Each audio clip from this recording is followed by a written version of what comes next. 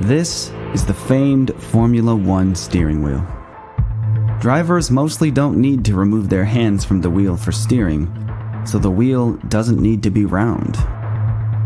A customizable display at the center shows the current gear as the largest item, along with things like lap times, tire and brake temperatures, average speed, and so on. The daunting array of knobs, dials, and LEDs gives drivers and teams fine controls that can be adjusted on the fly during a race. Clockwise from the upper left, there's the energy recovery system dial to control the MGU H and K, left and right menu navigation buttons, a push-to-talk radio switch for team communication, LED warning lights for critical systems.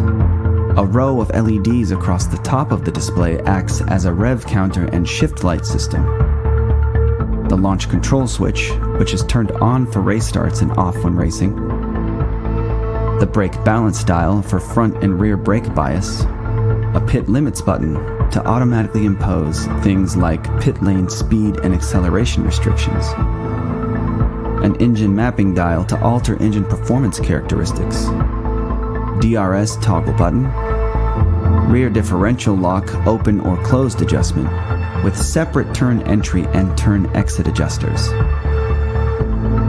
the drinks dispenser button, more settings navigation buttons, 3 programmable preset dials for the engine, chassis, or suspension, and a scenario selector for things like wet weather or tire preservation presets.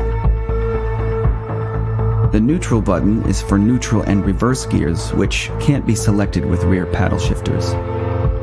A message OK button, an overtake button to instantly apply optimal settings for overtaking, and finally, a hydraulic settings dial to control the complex hydraulic components spread throughout the car, for example in the gearbox and suspension systems.